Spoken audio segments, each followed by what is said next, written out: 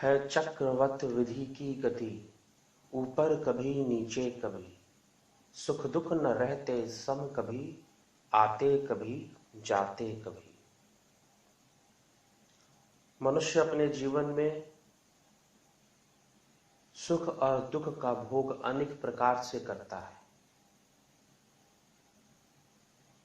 और इस सुख और दुख के भोग के पीछे क्या है, कौन है, तो उसका स्वयं का कर्म ही है। वो अपने कर्मों से ही सुख और दुख का भोग करता है। उसके कर्म ही उसके सुख का कारण बनते हैं, उसके कर्म ही उसके दुख का कारण बनते हैं। अच्छे कर्मों के अच्छे फल प्राप्त करता है, बुरे कर्मों के बुरे फल प्राप्त करता है।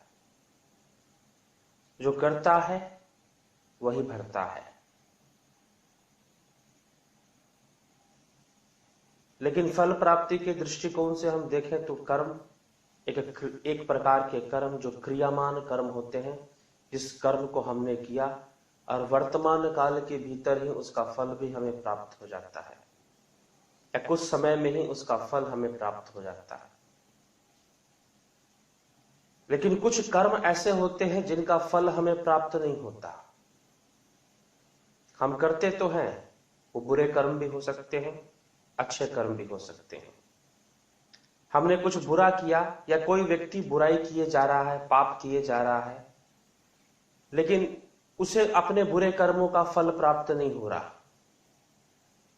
और ऐसा देखकर बहुत सारे लोगों के मन में कर्म फल सिद्धांत पर, ईश्वर के इस सिद्धांत पर, इस कानून पर उन्हें संशय पैदा हो जाता है कि प्रभु पक्षपात कर रहे हैं, कि उसे उसके बुराइयों का फल नहीं दे रहे हैं। लेकिन हम तो बहुत अच्छे कर्म कर रहे हैं, हमें हमारी अच्छाई का फल नहीं मिल रहा। हमारे जीवन में तो दुख ही कष्ट है, और वो पाप कर्म के भी सुखी है। आखिर कारण क्या है? कौन सा नियम है इसके पीछे? कौन सा सिद्धांत है इसके पीछे? क्रियामान कर्म वो कर्म होते हैं जिसका फल हमें प्राप्त हो जाता है, लेकिन जिसका फल हमें नहीं प्राप्त हुआ, उन कर्मों को हम संचित कर्म कहते हैं। तात्पर्य कि वो कर्म किए गए, उनका फल अभी नहीं मिला है, लेकिन इसका मतलब ये नहीं कि वो नष्ट हो गए हैं। उनका अस्तित्व है, उनका संचय हो गया है, वो संचित हो चुके हैं, वो संचित अवस्था में है। समय आने पर उसका फल प्राप्त होगा, समय आने पर फल मिलेगा। भविष्य में हो सकता है कुछ वर्ष बाद, 10 वर्ष, 20 वर्ष, 25, 50, या फिर इस जन्म में नहीं तो अगले जन्म तक उसका फल प्राप्त होगा। जब अगले जन्म में फल प्राप्त होने की बात कही जाती है तो कुछ लोगों का के मन में आता है कि भाई इस जन्म में हमने कर्म किए तो फिर अगले जन्म में क्यों फल प्राप्त होगा हमें? क्या भरोसा है कि अगले जन्म में किसी को उसके अपने बुरे कर्मों का दंड मिलेगा या नहीं मिलेगा, उसका फल प्राप्त होगा या नहीं होगा? या इस जन्म में जो अच्छे कर्म किए उनका फल प्राप्त नहीं हुआ तो अगले जन्म में उसका अच्छा फल हमें प्राप्त होगा कि नहीं होगा, ये कौन जानता है? ये कैसे मान लिया जाए और ये कैसे संभव है? क्योंकि हमने कर्म तो इस जन्म में किए हैं, तो फिर अगले जन्म में फल प्राप्त होने का क्या अर्थ निकलता है? कई लोग ऐसी विचारधारा से ग्रसित होते हैं। तो सर्वप्रथम हमें यह समझ लेना चाहिए, अगर हम संचित कर्मों के सिद्धांत को समझना चाहते हैं तो यह समझ लेना चाहिए कि कर्म कौन करता है, कर्म का संबंध किससे है। कर्म का संबंध इस शरीर से नहीं है, कर्म का संबंध इस जीव से है। और वो जो जीव है उसकी कभी मृत्यु नहीं होती। ईश्वर अंश जीव अविनाशी, चेतन अमल सहज सुख राशि। ईश्वर का ये अंश जीव अविनाशी है, और ये संपूर्ण सृष्टि की जो रचना हुई है वो सब कर्म के आधार पर है। कर्म प्रधान विश्व रचिराखा, जो जस करे सो तस फल चाखा। कर्म करने वाला कौन है? संस्कार किसके हैं? विचार किसके हैं? प्रेरणाएं किसकी हैं? संस्कार, विचार, प्रेरणाएं, भावनाएं ये कोई इस स्थूल शरीर की नहीं है। हमारा स्थूल शरीर है, उसके पीछे सूक्ष्म शरीर है और फिर कारण शरीर है। जब मृत्यु होती है तो मात्र स्थूल शरीर ही नष्ट होता है, लेकिन वो जीव, वो जीवात्मा सूक्ष्म रूप को धारण किए हुए इस स्थूल देह का त्याग कर दूसरे देह को धारण करती है। नया जन्म लेती है। हो सकता है मनुष्य योनि में, या फिर अपने कर्मों के अनुसार अन्य योनियों को भी प्रदान हो सकती है, उसमें भी प्रवेश कर सकती है। जैसा कि हमने पहले ही इस विषय में पुनर्जन्म के सिद्धांत में इसकी चर्चा की है। तो कर्म का संबंध जीव से है। शरीर तो एक यंत्र मात्र है। अगर कोई व्यक्ति किसी व्यक्ति की हत्या कर देता है, उसे गोली मार देता है, उसे अपनी बंदूक से, अपनी पिस्तौल से उसे गोली मार देता है, तो सजा कभी बंदूक को नहीं होगी, सजा तो उस व्यक्ति को होगी जिसने गोली मारी है, क्योंकि बंदूक तो एक यंत्र मात्र है। वैसे ही ये शरीर तो एक यंत्र मात्र है, ये देह एक यंत्र मात्र है कर्म करने का। और ये मनुष्य शरीर यंत्र है कर्म का भी, और साथ ही साथ उस ईश्वर को प्राप्त करने का भी, उस परम चेतना में लीन होने का, अपनी चेतना को विकसित करने का भी साधन है, उसका भी यंत्र है, लेकिन है तो यंत्र ही। इसलिए कर्म शरीर से नहीं, कर्म जीव करता है। जीव को प्रेरणा मिलती है, जीव की भावनाएं होती हैं। ये कर्म जीव करता है, और जब उसका कर्म संचित हो जाता है तो उन संचित कर्मों का फल उसे इस जन्म में नहीं तो अगले जन्म तक भी भोगना पड़ता है। अगले जन्म तक भी उसको अपने कर्मों का फल भोगना पड़ता है, और उससे अपने कर्मों का फल प्राप्त होता है। सत्य तो ये है कि कर्मों का आधार लेकर ही अगला जन्म निर्धारित होता है, जन्म कैसा होगा, किस प्रकार का होगा। इसलिए कर्म, संचित कर्म संचित हो जाया करते हैं, हमारे कर्म संचित हो जाया करते हैं, और उन संचित कर्मों का फल प्राप्त होता है। कई बार व्यक्ति पाप में लिप्त है, पाप किए जा रहा है, लेकिन फिर भी उसे दंड नहीं मिल रहा, क्योंकि कर्म अपने पंक्तिबद्ध है, अपने सीक्वेंस में लगे हुए हैं, एक के बाद एक अपना वो फल हमें प्रदान करते हैं। और जिस समय अच्छे कर्मों का फल प्राप्त होता है, उस समय व्यक्ति कुछ बुरा भी करता है तो उसे उस समय अपने बुरे कर्मों का फल नहीं मिलता। इसलिए संतों ने कहा है, प्राणी तेरे पुण्य का जब तक है भंडार, तब तक सब कुछ माफ है, करो गुनाह हजार। लेकिन इसका मतलब यह नहीं हुआ कि जो वो गुनाह कर रहा है, जो वो बुरे कार्य कर रहा है, उसका फल उसे प्राप्त नहीं होगा। उसका फल तो उसे अवश्य ही प्राप्त होगा, अवश्य ही मिलेगा, समय आने पर उसे मिलना ही है। लेकिन पुण्य कर्मों के कारण उस समय उसको उसकी प्राप्ति नहीं होती है। लेकिन पुण्य कर्म जो उसने किए वो क्षीण होते हैं, पाप कर्मों से वो नष्ट हो जाया करते हैं, वो नष्ट हो जाया करते हैं। और फिर धीरे धीरे जब पुण्य नष्ट होता है और जब पाप हावी होता है, बुरे कर्म हावी होते हैं, उनका फल प्राप्त होता है, तो जीवन में दुख प्राप्त होता है। लेकिन दुर्भाग्यपूर्ण क्या है? दुर्भाग्यपूर्ण यह है कि जब हमें बहुत सुख प्राप्त होता है, हमें जब वैभव प्राप्त होता है, तो हम कभी भगवान से नहीं कहते, कभी ईश्वर से नहीं कहते कि प्रभु हमें सुख मिल गया। लेकिन जैसे ही दुख मिलेगा, हम ईश्वर को जरूर आक्षेप लगाते हैं कि हमने क्या बिगाड़ा था किसी का कि हमें दुख मिला। हमने तो कभी किसी का कुछ नहीं बिगाड़ा। कई लोगों के मन में प्रश्न रहता है जीवन में जब दुख आता है, कष्ट आता है, कि अरे हमने किसी का क्या बिगाड़ा था कि हमें अपने जीवन में इतना कष्ट भोगना पड़ रहा है, इतना दुख भोगना पड़ रहा है। ऐसा को क्या हमने कर दिया था? हमने तो अपनी समझ से ऐसा कुछ भी नहीं किया अपने जीवन में। लेकिन कर्मों का भोग किसी एक जन्म का नहीं, वो कई जन्मों का होता है। ये संचित कर्म का सिद्धांत, कर्मों के संचित होने का सिद्धांत, कर्मों के संचित होने का नियम यहां पर लागू होता है। और फिर वो संचित कर्म ही बाद में अपना रूप बदलकर हमारे समक्ष आते हैं और वो हमें फल देते हैं, और उनका कष्ट हमें भोगना पड़ता है। कई बार सुख के रूप में भी हमारे समक्ष अच्छे कर्मों का फल आता है, तो बुरे कर्मों का फल दुख के रूप में भी प्राप्त होता है, दुख के रूप में भी प्राप्त होता है। इसलिए जब कर्म संचित हो जाता है तो व्यक्ति ने कर्म कैसा किया है उस पर निर्भर करता है। लेकिन संचित कर्म को हम और समझना चाहते हैं बेहतर तरीके से, तो सर्वप्रथम कर्म को समझना पड़ेगा। और कर्म किसका है? कर्म शरीर का नहीं है, कर्म जीव का है। और जीव जब कर्म करता है तो जीव तो कुछ करता नहीं, जीव तो यंत्र का प्रयोग करता है। कर्म करने के लिए इस देह का ही प्रयोग करता है, इस शरीर का ही प्रयोग करता है। लेकिन कर्म कौन कर रहा है? तो जीव ही कर रहा है। अब जब जीव कर रहा है तो उसका किया हुआ कर्म, उसका किया हुआ कर्म किन भावनाओं के साथ किया गया, उसकी नीयत कैसी थी कर्म करने के पहले। क्योंकि जब हम कर्म के विषय में समझना चाहते हैं तो हम बाहरी दृष्टिकोण, कर्म के विषय में लोग ज्यादातर बाहरी दृष्टिकोण रखते हैं। बाहरी दृष्टिकोण के अर्थात किसी व्यक्ति ने कैसा कर्म किया, उसने क्या किया, उससे क्या हो रहा है। लेकिन इस बात का ध्यान नहीं होता, संसार के लोगों को इस बात का बिल्कुल ध्यान नहीं होता कि उस व्यक्ति का कर्म करने के पीछे उसकी नीयत क्या थी। क्योंकि इस चीज का महत्व संसार के लोगों के लिए नहीं है। लेकिन जब कर्म फल के सिद्धांत की बात करते हैं तो ये कर्म दाता कौन है, तो स्वयं ईश्वर। योगेश्वर भगवान श्री कृष्ण ने अर्जुन से कहा, कर्मण्यवाधिकारस्ते मां फलेषु कदाचन। हे अर्जुन, कर्म करने मात्र में तेरा अधिकार है, फल तो मेरे हाथ में है, फल मैं दूंगा। लेकिन जब ईश्वर फल देता है, जब कुदरत से हमें फल प्राप्त होता है, कर्म सिद्धांत के अनुसार फल प्राप्त होता है, तो वो कर्म फल का सिद्धांत बहुत ही सूक्ष्म है। और जब फल प्राप्त होता है तो वो मात्र दिखने वाले कर्म का महत्व नहीं होता। कर्म के साथ कर्म की भावना जुड़ी होती है कि व्यक्ति किस भाव से कौन सा कर्म कर रहा है, किस भावना से कौन सा कर्म कर रहा है, उसके पीछे उसकी नीयत क्या है। इसलिए कहा जाता है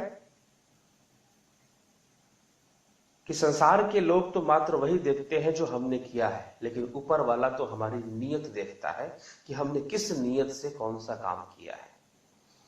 दुनिया नीयत नहीं देखती किसी ने। और समाज में ऐसे कई उदाहरण हैं, समाज में ऐसा बहुत होता है। बहुत सारे ऐसे लोग हैं जो दिखने में बड़ा अच्छा कर्म करते हैं, समाज सेवा करते हैं, दूसरों की सहायता करते हैं, धार्मिक कर्म करते हैं, देखने में बड़ा अच्छा कर्म कर रहे हैं, लेकिन उस अच्छे कर्म के पीछे उनकी नीयत बड़ी गंदी होती है, नीयत साफ नहीं होती, नीयत अच्छी नहीं होती, उनका उद्देश्य अच्छा नहीं होता, उनकी भावनाएं अच्छी नहीं होती। लेकिन ऐसे वो कई कर्म करते हैं जो देखने में बड़े अच्छे हैं। वो समाज में अपना मान सम्मान, अपने स्वार्थ की पूर्ति के लिए कई उद्देश्यों को लेकर लोग ऐसा कर्म करते हैं जो देखने में बड़ा अच्छा है, लेकिन उसके पीछे उनकी नीयत अच्छी नहीं है। तो दुनिया के लोग ये नहीं देखेंगे, संसार के लोग ये नहीं देखेंगे कि भाई उसकी नीयत क्या है। संसार के लोग देखेंगे, चलो उसने बहुत ही अच्छा काम किया, देखो उसने मंदिर बनवा दिया, देखो उसने इतने लोगों को, भूखे लोगों को खाना खिलाया, उसने ये करवाया, उसने वो करवाया। संसार के लोग, दुनियावी लोग मात्र इतना ही देखेंगे। लेकिन जब उसके कर्म के ऊपर ये कर्म फल का सिद्धांत लागू होगा, जब कुदरत, जब परमात्मा, जब प्रकृति उसे उसके कर्मों का फल देगा, तो वो मात्र ये नहीं देखेगा कि उसने क्या किया। उसको जब फल प्राप्त होगा तो उसकी नीयत के अनुसार प्राप्त होगा कि उसने किस नीयत से कर्म किया, उसने किस भावना से वो कर्म की। ये कर्म करने में बहुत फर्क है। करने में कुछ और, भावनाएं कुछ और होती हैं, नीयत कुछ और होती है। काल नेमी तपस्या में बैठा था, काल नेमी ध्यान की अवस्था में साधना कर रहा था। वो हनुमान जी उस मार्ग से जाते हैं, जड़ी बूटी लेने के लिए जब जा रहे थे पर्वत के ऊपर, हिमालय पर्वत पर, तो रावण ने काल नेमी को भेज रखा था कि जाओ हनुमान को ठग कर जो है वो कर लो। अब वो साधु की वेश में बनकर तपस्या में बैठा हुआ था, और उस समय जितने लोग थे वो सब समझ रहे थे कि भाई एक सिद्ध पुरुष है, तपस्या कर रहे हैं, तपस्वी है, कोई सिद्ध पुरुष है। हनुमान जी रुके, हनुमान जी ने तपस्या करते हुए देखा, राम गुणगान करते हुए देखा काल नेमी को, तो हनुमान जी ने भी सोचा कि ये कोई जरूर कोई तपस्वी है, क्योंकि उन्होंने भी उसका बाहरी कर्म देखा, उसकी नीयत को नहीं जाना। जब पता चला देवी के माध्यम से, वहां पर एक सरोवर था, उस सरोवर में एक मगरमच्छ था, वो किसी देवी का ही रूप था, और हनुमान जी की सहायता के लिए वहां उपस्थित हुए। और जब पता चला उन्हें कि भाई ये काल नेमी है, ये दुष्ट व्यक्ति है, तब जाकर हनुमान जी ने उसका वध किया। पता नहीं चलता, इसलिए कई लोग हैं। ये तो एक पौराणिक कथा है, लेकिन आज हम संसार में देखें तो लोग अपने कर्म को अच्छा रूप देकर एक गलत उद्देश्य से कर्म करते हैं, लेकिन कर्म बड़ा अच्छा करते हैं, देखने में बड़ा अच्छा होता है, देखने में बड़ा अच्छा होता है। लेकिन जब फल प्राप्त होगा, कर्म फल का सिद्धांत ये नहीं देखेगा कि आपने देखने में बड़ा अच्छा कर्म किया है, वो आपकी नीयत के अनुसार ही आपके अपने कर्मों का फल देगा। क्योंकि जीव की जैसी नीयत थी उसने वैसा ही कर्म किया, चाहे वो देखने में कितना भी बढ़िया लग रहा हो। राजा नहुष तपस्वी थे, बहुत तपस्या कर रहे थे, उनकी गिनती तपस्वियों में होती है, लेकिन उनकी तपस्या करने का उद्देश्य ईश्वरत्व को प्राप्त करना नहीं था, ईश्वरीय प्रेम को प्राप्त करना नहीं था, परम अवस्था समाधि को प्राप्त करना नहीं था। उनका उद्देश्य तो मात्र इंद्र की गद्दी और इंद्रानी को प्राप्त करना था, इसलिए तपस्या कर रहे थे। रावण बहुत बड़ा तपस्वी था, बहुत बड़ा तपस्वी। भगवान शिव को प्रसन्न करने के लिए उसने क्या क्या नहीं किया। अपने सिर काट के रख दिए भगवान शिव के चरणों में, कैलाश पर्वत को उसने उठा लिया। ये सब करने के बाद भगवान भोलेनाथ, अगर हम पुराणों की कथा पढ़े इस विषय में, शिव पुराण के अंदर जाकर और अन्य गाथाओं में हम पढ़े, तो भगवान भोलेनाथ, भगवान शिव कहते हैं कि ये रावण, इसने अपना सिर काट के रख दिया, इसने कर्म किया है, हम मुझे इसका फल देना पड़ेगा, लेकिन इसकी नीयत साफ नहीं है, इसकी पवित्र भावनाएं नहीं है, अपवित्र भाव से इसने तपस्या की है। इसने स्वार्थ पूर्ति के लिए, शक्तियों को प्राप्त करने के लिए, मायावी शक्तियों को प्राप्त करने के लिए इसने ये तप किया है। इसका उद्देश्य ईश्वर को प्राप्त करना नहीं है। और उस समय भगवान शिव रावण के समक्ष प्रकट होते हैं और कहते हैं कि वरदान मांगो, मैं तुम्हारी तपस्या से प्रसन्न हूं। वो कहता है कि प्रभु मेरे साथ लंका में चलो, लेकिन भगवान शिव तैयार नहीं होते। खुद जाने के बजाय उसे एक कहते हैं कि तुम मेरी मूर्ति, ये ज्योतिर्लिंग ले जाओ और लंका में स्थापित करो, मैं तुम्हारे साथ जाने वाला नहीं हूं। और अंततः उसका काल आता है और उसकी मृत्यु होती है। कहने के लिए रावण बहुत बड़ा तपस्वी था। आज भी कई लोग कहते हैं कि रावण तो बहुत बड़ा तपस्वी था, लेकिन तपस्या किस नियत से उसने की, तपस्या किस भावना से उसने की, यह बहुत महत्वपूर्ण रखता है। और कर्म फल के सिद्धांत को हम समझना चाहते हैं तो इस तथ्य को समझना होगा कि हम कौन सा कर्म किस नियत से करते हैं, किस भावना से करते हैं, वो बड़ा महत्वपूर्ण रखता है। रावण ने तपस्या की, रावण को लोग तपस्वी कहते हैं, लेकिन तपस्या का फल क्या मिला? 1 लख पूत 1.25 लाख नाती, तार रावण घर दिया न बाती। 1 लाख पूत, उसके 1.25 लाख नाती, वो भी नहीं बचे, सबके सब मारे गए, कुछ नहीं बचा। तो तपस्या करने का क्या फल प्राप्त हुआ? उसने तो तपस्या की थी, लेकिन तपस्या करने का फल क्या प्राप्त हुआ? 1 लाख पूत 1.25 लाख नाती, तार रावण घर दिया न बाती, कुछ बचा ही नहीं। इसलिए उसने जो तपस्या की, उस तपस्या के पीछे उसका उद्देश्य संसार का कल्याण नहीं था, जगत कल्याण नहीं था, ईश्वर की प्राप्ति नहीं थी, ईश्वर का प्रेम नहीं था, मात्र अहंकार था, मात्र स्वार्थ था, मात्र मायावी शक्तियों को प्राप्त करने का उद्देश्य था। इसके अलावा रावण का कोई दूसरा उद्देश्य नहीं था तपस्या करने का, और उसके नियत के अनुसार, उसके उद्देश्य के अनुसार ही उसको फल की प्राप्ति हुई। महाभारत का अध्ययन करें तो भगवान श्री कृष्ण कुरुक्षेत्र की युद्ध भूमि में जाएं तो वहां पर क्या हुआ? अर्जुन युद्ध करने के लिए तैयार नहीं है, अर्जुन युद्ध नहीं करना चाहता, लेकिन भगवान कृष्ण उसे प्रेरित कर रहे हैं युद्ध करने के लिए। अर्जुन कह रहा है कि मैं प्रॉपर्टी के लिए, मैं अपनी जायदाद, अपने हक के लिए मैं युद्ध नहीं करूंगा। मुझे भिक्षा पात्र लेकर सारा जीवन भिक्षा मांगना स्वीकार है, भीख मांगकर अपनी जिंदगी काट लूंगा, लेकिन युद्ध नहीं करना, मैं युद्ध नहीं करूंगा। उसके अंदर कोई स्वार्थ नहीं, लेकिन भगवान उसे प्रेरित करते हैं युद्ध करने के लिए, क्योंकि भगवान क्या समझाते हैं कि अर्जुन, अब ये युद्ध तेरे हक की लड़ाई नहीं है, तेरे अधिकारों की लड़ाई नहीं रह गई, अब ये युद्ध तो धर्म युद्ध का रूप धारण कर चुकी है, धर्म युद्ध का रूप।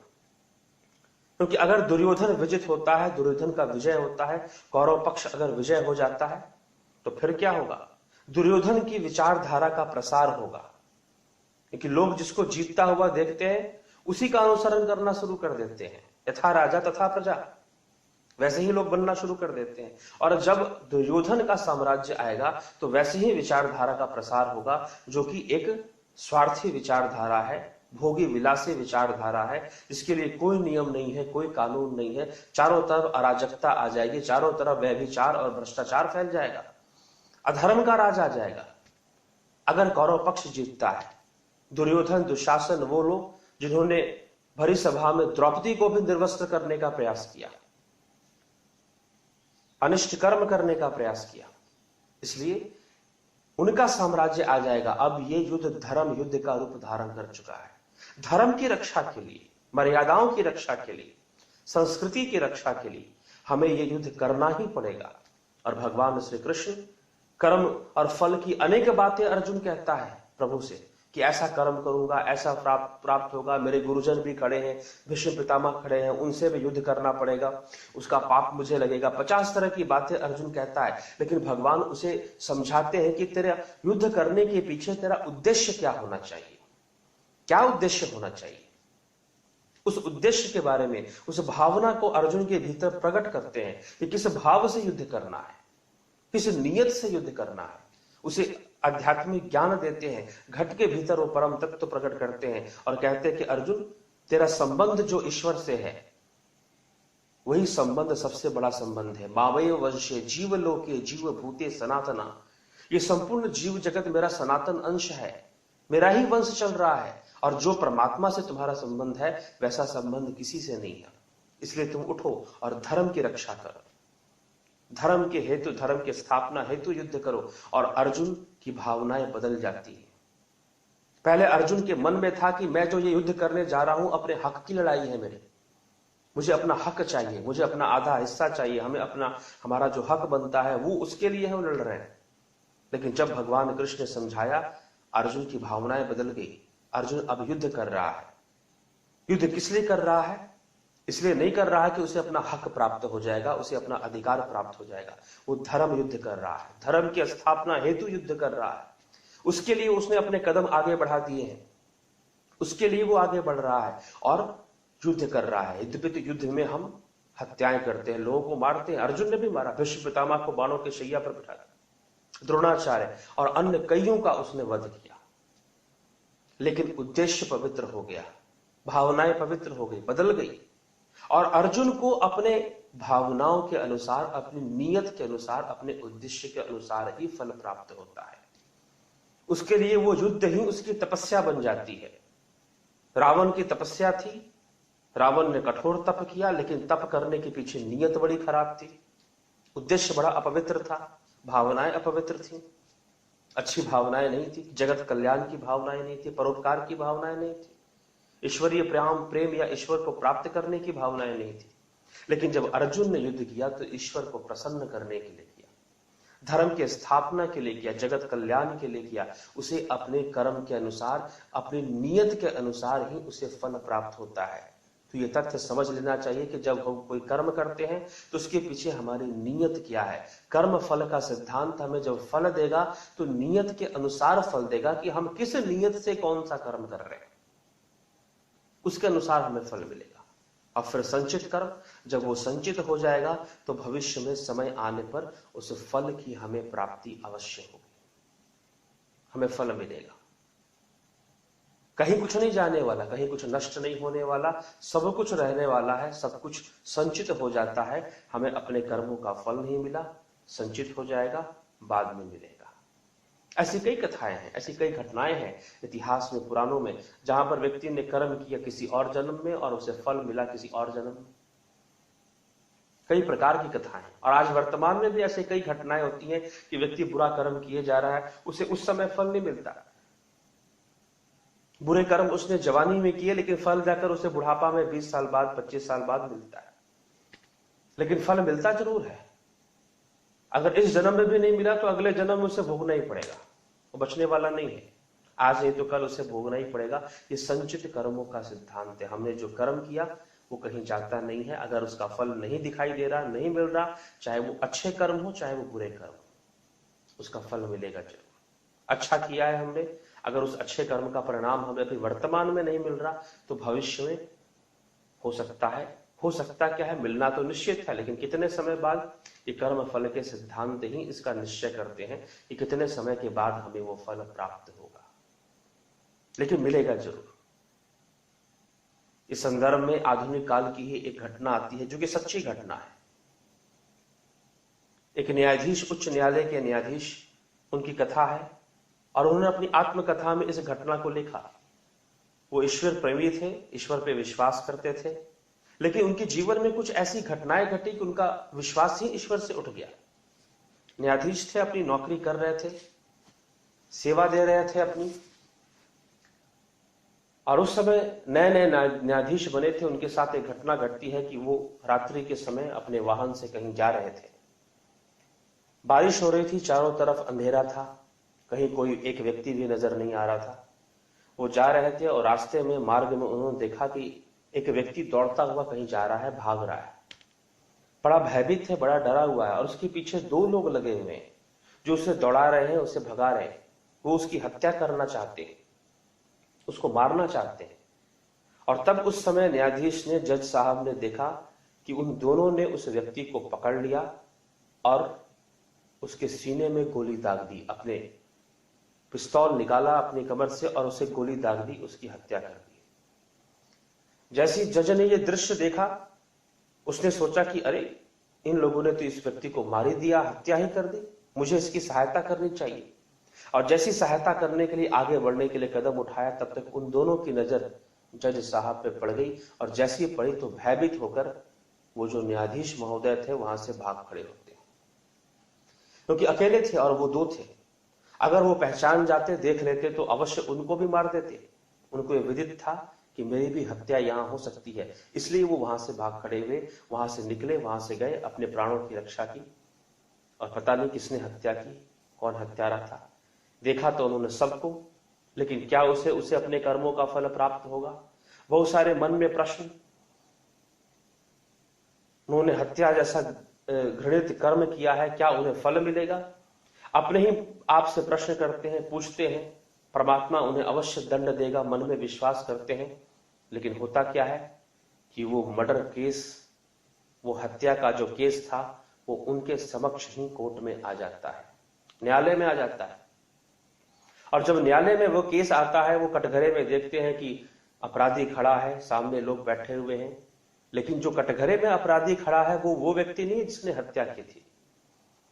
जिसकी हत्या हुई है, फोटो तो उसी की दिखाई जा रही है कि भाई इस आदमी की हत्या हुई है और मैंने इसकी हत्या को खुद अपने आंखों से देखा है। और जिस व्यक्ति ने हत्या की है, जिन दो लोगों ने इसे मारा है पकड़कर, वो दो लोग तो दिखाई नहीं दे रहे और सामने कोई तीसरा व्यक्ति खड़ा है जो बिल्कुल बेगुनाह है, उसका कोई दोष नहीं है इस प्रकरण में, इस हत्याकांड में। लेकिन सारे गवाह, सारे सबूत उसके खिलाफ है। जज बड़ा परेशान हो जाता है कि ये कैसी विडंबना है, ये परमात्मा का कौन सा नियम है, कोई सिद्धांत है भी कि नहीं है। सारे गवाह, वो व्यक्ति तड़पता है, रोता है, रो रो कर न्यायाधीश से कहता है, जज से कहता है कि जज साहब, मैंने ये खून नहीं किया, मैं हत्यारा नहीं हूं, इन लोगों ने मुझे फंसाया है, फंसाने की कोशिश है, मैंने कुछ नहीं किया, मेरा कोई दोष नहीं है। जज उसकी आंखों में देखता है, उसकी आंखों में मात्र सच्चाई ही नजर आती है। उसकी आंखों से बहते हुए आंसू यही कहते हैं कि यह सत्य बोल रहा है, ये खून इसने नहीं किया। वो तड़प तड़प कर चिल्लाता है, रोता है, लेकिन कोई उपाय जज के समक्ष नहीं होता। जज जानता है कि इसने खून नहीं किया, इसकी बातें, इसकी आंखें, इसके आंसू तो सत्य बयां कर ही रहे हैं, लेकिन सबसे बड़ी बात तो यह है कि मैंने खुद हत्यारे को देखा है कि हत्या किसने की है, हत्या किसने की है, मैंने स्वयं अपने नेत्रों से देखा है, लेकिन वो व्यक्ति तो कहीं नजर ही नहीं आ रहा जिसने हत्या की है। एक बेगुनाह को इन्होंने हत्यारा बनाकर फंसा दिया है और सारे गवाह, सारे सबूत इसके खिलाफ हो जा रहे हैं। अब करे तो क्या करे? सारे गवाह, सारे सबूत उसके खिलाफ, तो अंत में जज को, न्यायाधीश को उसे सजा सुनानी ही पड़ती है। दुखी होकर, मन को बड़ा कष्ट पहुंचता है, न्यायाधीश के, जज साहब की भावनाओं को बड़ा ही कष्ट पहुंचता है। अंदर अंदर प्रभु से, ईश्वर के कर्म फल के सिद्धांत से विश्वास टूट जाता है। भगवान कोई कर्मों का फल नहीं देते, लगता है कि सब कुछ मनुष्य अपनी बुद्धि से करता है, जिसकी बुद्धि तेज है वही आगे बढ़ जाता है, वो कुछ भी कर सकता है, वो स्वयं ही अपने आप में भगवान होता है। तरह तरह के विचार जज साहब के मन में चल रहे हैं, तरह तरह के विचार। उसको सजा सुनाने के बाद उनका मन खिन्न हो जाता है, ईश्वर से विश्वास उठ जाता है कि कोई कर्म फल नहीं होता, किसी कर्मों का फल प्राप्त नहीं होता। लेकिन समय बीतता है, समय बीतते बीतते 20-25 साल का समय बीत जाता है। जज की नौकरी भी खत्म होने पे आ जाती है, रिटायरमेंट का टाइम आ जाता है, सेवा निवृत्त होने का समय आ जाता है। और जब सेवा निवृत्त होने का समय आता है और उस समय से पहले उनके पास एक और हत्या का केस आता है, मर्डर केस आता है, एक और ऐसा प्रकरण उनके समक्ष आता है और उसका निर्णय, उसका न्याय उन्हें करना है। और इस बार कटघरे में एक और व्यक्ति खड़ा है, उसके ऊपर हत्या का आरोप है, वो रो रहा है, चिल्ला रहा है, बिल्कुल वैसे ही जैसे वो व्यक्ति रोता था, चिल्लाता था, तड़पता था कि जज साहब, मैंने हत्या नहीं की, मैं खूनी नहीं हूं, उसके नेत्रों से आंसू बह रहे हैं। जज को लगता है कि सत्य ही बोल रहा है कि ये खूनी नहीं होगा, लेकिन यहां पर एक विडंबना है।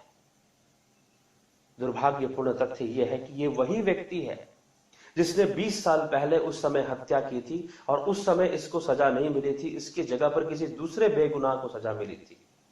और जज साहब, न्यायाधीश खुद सोचता है कि उसका साक्षी तो मैं स्वयं था, मैं इसको अच्छी तरह से पहचानता हूं जो कटघरे में खड़ा है। ये तो वही व्यक्ति है जिसने आज से 20-25 साल पहले एक व्यक्ति की हत्या हुई थी, जिसे मैंने अपनी आंखों से देखा था, और इसी व्यक्ति ने गोली मारी थी, इसी व्यक्ति ने हत्या की थी। लेकिन उस समय इस व्यक्ति को सजा नहीं मिली थी, लेकिन आज ये कटघरे में खड़ा है। लेकिन आज जब ये रो रहा है, चिल्ला रहा है, तड़प रहा है, तो मेरा हृदय कहता है कि इसने हत्या नहीं की है, ये बेगुनाह है। लेकिन इस समय इसके खिलाफ सारे गवाह, सारे सबूत हैं। मैं क्या करूं, सजा तो सुनानी पड़ेगी। सारे गवाह, सारे सबूत हैं, लेकिन इसकी आंखों को देखकर, इसकी बातों को सुनकर मुझे ऐसा ही लग रहा है कि इसने हत्या नहीं की होगी। लेकिन गवाह सारे खिलाफ है, तो सजा सुनानी पड़ेगी। और जज उस समय उसे सजा सुना देता है, सजा सुना देता है। वो व्यक्ति जेल में चला जाता है, मृत्यु दंड उसे प्राप्त होता है। इंतजार करता है कब मुझे फांसी मिलेगी। और इधर न्यायाधीश महोदय सेवानिवृत्त होते हैं, रिटायर होते हैं, और रिटायर होकर सर्वप्रथम जेल के अंदर जाते हैं, उस कैदी से मुलाकात करते हैं, और मुलाकात करके कहते हैं कि तुम पूरी कहानी बताओ अपनी, क्या तुमने ये हत्या की है जिसकी सजा तुम भुगत रहे हो, जिसकी सजा मैंने तुम्हें सुनाई है। चिंता मत करो, अब मैं कोई न्यायाधीश नहीं हूं, मैं सेवानिवृत्त हो चुका हूं, मैं रिटायर हो चुका हूं, बताओ क्या कहानी, क्या घटना थी। उसे सारी कहानी सुनाई कि जज साहब, मैंने ये हत्या नहीं की है, मैं बेगुनाह हूं।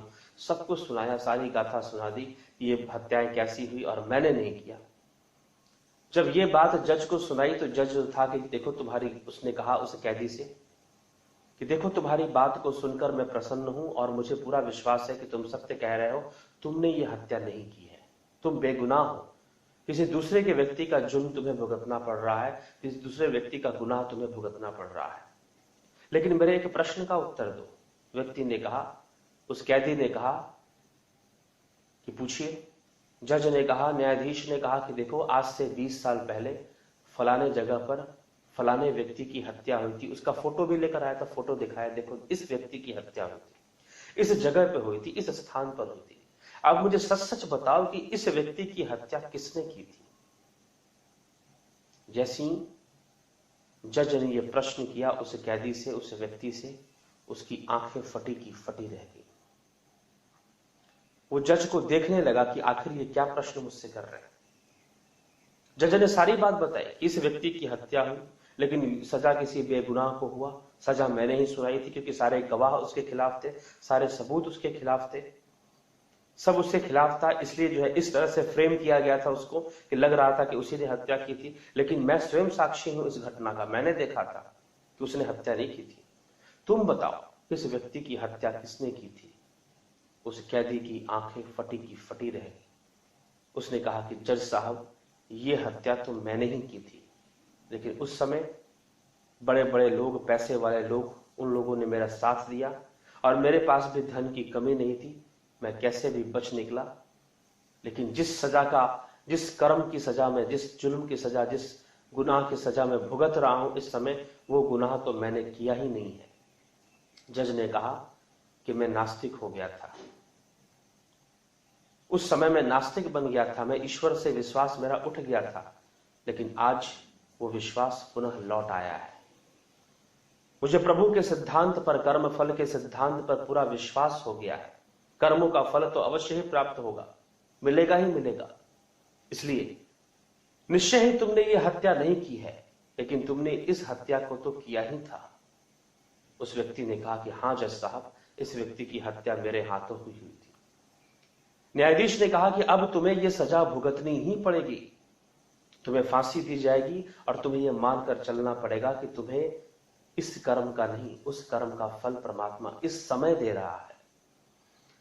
उस समय तुम्हें अपने कर्मों का फल प्राप्त नहीं हुआ, तुम्हारा समय अच्छा था, लेकिन वो कर्म संचित हो गया। अब वो कर्म पक चुका है, वो फल देने पर आ गया है, वो पक गया है, तो अब तुम्हें फल प्राप्त होगा। अब इस फल का भोग करो, ये समझकर नहीं कि तुमने ये हत्या नहीं की, उस हत्या का फल तुम्हें आज मिल रहा है। और यही प्रभु का नियम है। हम न्यायाधीश या न्याय प्रणाली तो मनुष्य ने बनाई है, लेकिन ईश्वरीय न्याय प्रणाली तो सनातन है। वो हमेशा ही लागू होता है, हमेशा लागू होता है, और हमें अपने कर्मों का फल अवश्य ही प्राप्त होता है। ये संचित कर्म है, इसलिए कर्म कभी नष्ट नहीं होते। जो जीव ने कर दिया, अगर उसका फल प्राप्त नहीं हुआ वर्तमान काल में, तो वो संचित अवस्था को प्राप्त हो जाता है, संचित हो जाता है, और जब समय आता है तो उस कर्म को भोगना पड़ता है। इसलिए हमारे जीवन में कई दुख आ जाते हैं, हमें नहीं पता होता कि क्यों आ गए, लेकिन कई बार बहुत सारे सुख भी आ जाते हैं, अचानक लाभ भी प्राप्त हो जाता है। वो सब हमारे संचित कर्मों से, हमने तो कुछ नहीं किया लेकिन प्राप्त हो गया, सब संचित कर्मों के कारण ही होता है। इसलिए हम कर्म करें तो ये ना सोचें कि हम कर्म कर देंगे, किसी ने नहीं देखा, हमने कोई बुरा कर्म कर दिया, अरे किसी को पता नहीं चलेगा, किसी ने नहीं देखा। ऐसा कुछ नहीं होने वाला। उस कर्म का फल तो समय आने पर अवश्य ही प्राप्त होगा, अवश्य ही मिलेगा। यही कर्म सिद्धांत है और यही संचित कर्मों का नियम है। हम इसको समझकर अपना जीवन यापन करें और अपने जीवन को सफल करें। और इसी के साथ मैं अपनी वाणी को यहां विराम देता हूं, और अगले भाग में, आध्यात्मिक प्रेरणा के अगले भाग में, हम समझने का प्रयास करेंगे कि प्रारब्ध किसे कहते हैं, प्रारब्ध कर्म का क्या रहस्य है। ओम शांति शांति।